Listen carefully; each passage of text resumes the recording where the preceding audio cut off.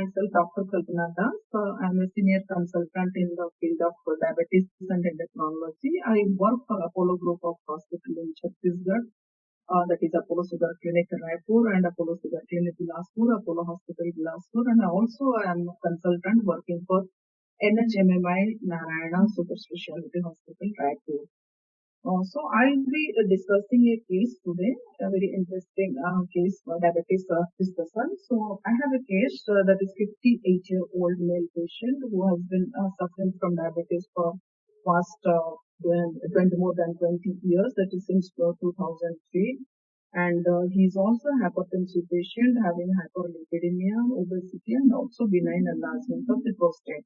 And on examination of this patient weight is 83 kg for a height of 167, where BMI comes to about 30 kg per meter square. Blood pressure is normal, heart rate is normal, and on evaluation, his fasting blood glucose is about 100 milligram per deciliter with a postprandial of 131 milligram per deciliter.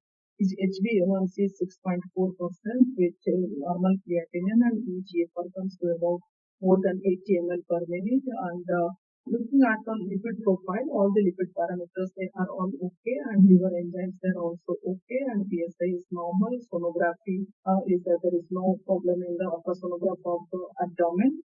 And he does regular blood sugars monitoring at home, and the medication that he has been taking for a long time is metformin 1000 milligram twice daily, linagliptin 2.5 milligram twice daily, plus premixed insulin analog.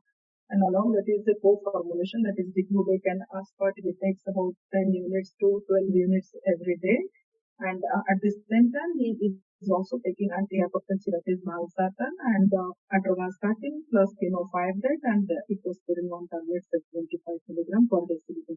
Sorry, per day. So these are all the medications that he has been taking, and his family history is a very strong family history of having diabetes among his father and all his relatives. So that includes the paternal uncles and maternal uncle, and mother was also a diabetic patient, and the brother, 3 of his brothers, they are diabetic, and they have a very strong family history of coronary artery disease. Father and paternal uncles, all of them had coronary artery disease, and they have undergone PTCA, some have undergone bypass surgery also. So he has a very strong family history of diabetes, hypertension, and also coronary artery disease. So this is regarding the family history, and past history is very significant. For the first time, I saw this patient in the year 2003, and that time his weight was 108 kg. Now it is 83 kg, and his BMI was about 40 kg per meter square, and hypertension was there. And when he started coming to me during that time, I had started with sulfonylureas plus metformin plus acarabose. And the patient, I could not achieve the target for this blood sugar level, so I tried very hard with lifestyle modification plus this combination therapy at the onset of the disease, but still I could not achieve the target. Then I switched over the patient to once daily insulin, plus I continued the sulfonylureas and metformin and acarabose. Still, I could not achieve the target blood sugar. So again, I switched over to twice daily premixed insulin. Still, a target was not achieved. So hence, I had to give the patient basal bolus insulin. That was way back 2003. So I had given the patient basal bolus insulin regimen. I continued on metformin, but I stopped the sulfonylurea, continued metformin and acarabose. So during that time, his total requirement of the insulin per day was about 80 units per day. So the patient was continuing on his lifestyle modification, that is diet control and exercise programs. And after 3 months, his blood sugar started coming down, and the insulin doses that started coming down, but the weight loss was not significant. It was not very encouraging. So during the year of 2006, from 2003 to 2006, I tried this patient with liraglutide. At first, I started the exenatide for some time, then I started on liraglutide, but somehow, unfortunately, he could not tolerate this drug, so I had to stop it. He took it only for 2 months, but still there was a weight loss about 2 to 3 kgs, and patient responded during that time. But because of intolerance, I had to stop this. I continued on insulin, continued on metformin, and continued on acarabose. So by the end of the 2008, the patient slowly and progressively started losing weight. It came down from 108 to 103. then it came down to 101, it came down to 100 kg during those during the clean doses also started reducing from 70 units per day, it started reducing to 40 units, then 50 units, and 24 units per day. So I continued on once daily premix insulin at bedtime, plus continued on sulfonylureas plus metformin, and continued on acarotid.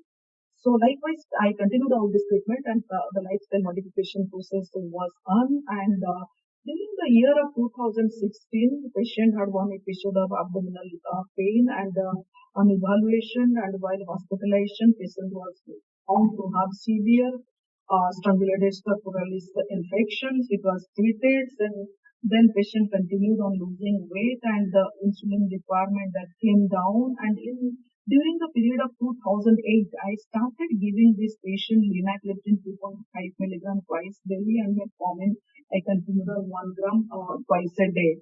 So from that day, patient started losing weight, and blood sugar also that became very nice, very good control, and patient was keeping up well with all his quality of life. Patient had a very good quality of life.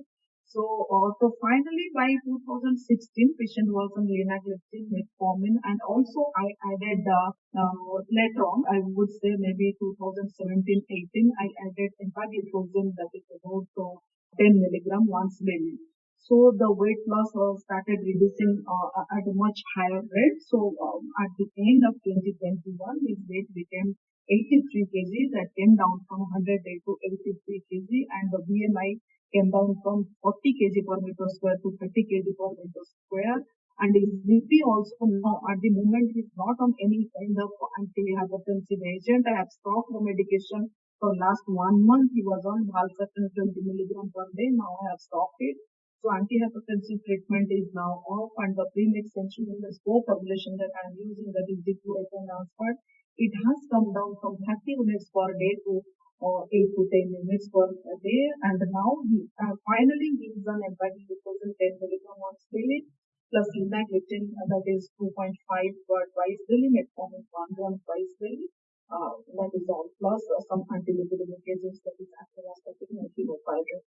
So these are all the medication at the moment he is on. So now we have a case that is a very long duration on diabetes, that is about 18 years of diabetes, and has no comorbidities. So regarding the comorbidities, actually we do an annual checkup for each diabetic patient to screen the diabetes complication, to rule out if at all any complication is there with this patient. So this patient, he has no complication related to diabetes. There is no nephropathy, there is no retinopathy, no neuropathy, there is no associated coronary artery disease. Every year we do for ECG and the treadmill test. So there is no complication that is related to chronic complication related to type 2 diabetes.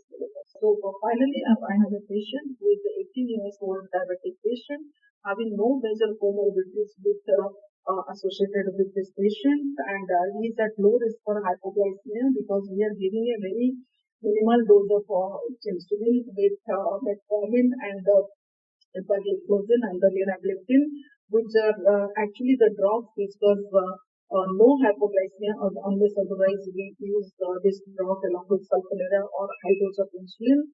So there is no weight gain also, rather the patient has lost lots of weight from 108 to 83 kg.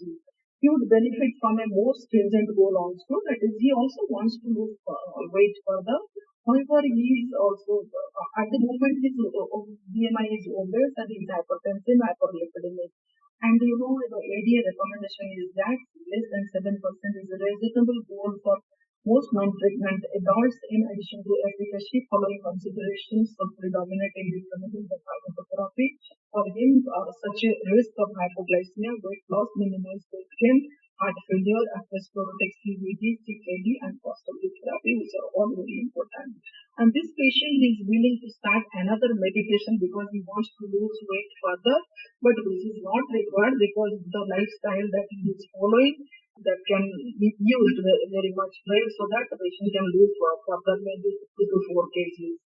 And the people with type 2 diabetes mellitus, they commonly live with multiple comorbidities, as you must be seen in day-to-day life, among which hypertension, cardiovascular diseases, which are very common, and monotherapy can address these multiple defects and often leads to failure to maintain the glycemic control over a period of time.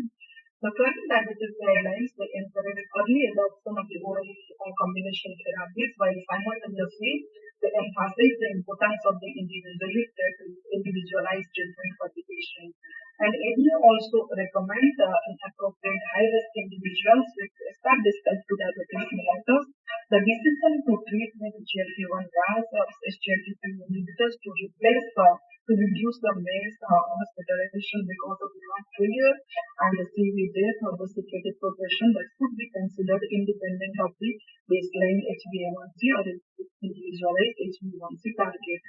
And the MPA and renal combination that is available as a first in class treatment in SGLT2 inhibitor and the PPO inhibitor combination two drugs. And the drugs and the SGLT2 inhibitor is a class of novel oral glucose lowering agent that mediates the glucose lowering action by increasing the urinary glucose excretion. That is, it has a glucosurate effect and it works independent of the insulin secretion and it has no hyperglycemia unless otherwise you combine this drug with insulin and sulfonylureas and the calorie loss that helps the patient to lose significant to lose weight significantly and apart from that it has a cardioprotective effect and renal protective effect. It has also significant good effect on the NFLD if the patient is having NFLD and also it helps in improving the obstructive sleep apnea syndrome if somebody is having. So these are all the beneficial effect of empagliflozin or any kind of SGLT2 inhibitors and the second drug that he is using that is the DPP inhibitor that exerts its glucose lowering effect by elimination of the incretin hormone and subsequent augmentation of the glucose dependent insulin secretion and initiation of the glucagon release also. Inhibition of the glucagon release. So basically these DPP4 inhibitors they also reduce the appetite. It also has a central mode of action and the hyperglycemia and it also augments the glucose dependent insulin secretion and the basic mechanism is by elevating the incretin hormone. So when you combine these two drugs, the combination of these two drugs, they have the potential to show the negative glycemic control into their complementary effects and if you remember the entire wave outcome, which is the trial that is known as the cardiovascular outcome given trial in type 2 diabetes mellitus, that is reported that has reported the key famous outcome that occurred in a significantly lower percentage of the cases in empagliflozin that is compared to the placebo on top of the standard care. In addition to the series safety of the linagliptin, the report was further elucidated in the standard study and also in the Kalpana trial. The A1C decrement by if you combine this combined linagliptin that is a combination of 25 milligram, the A1C decrement has demonstrated that it reduces HbA1c by 1.81% and a baseline HbA1c level of more than 8.5% at 24 weeks in those patients who are already on metformin treatment dose. And the benefits of control were maintained at week 52 in metformin treated groups and a higher percentage of the patients they achieved A1c level 7% were reported for combination therapy. And the combination they offer a suitable component in strategy to achieve target HbA1c level without increased risk of hyperglycemia and weight gain with improvement in overall lipid profile.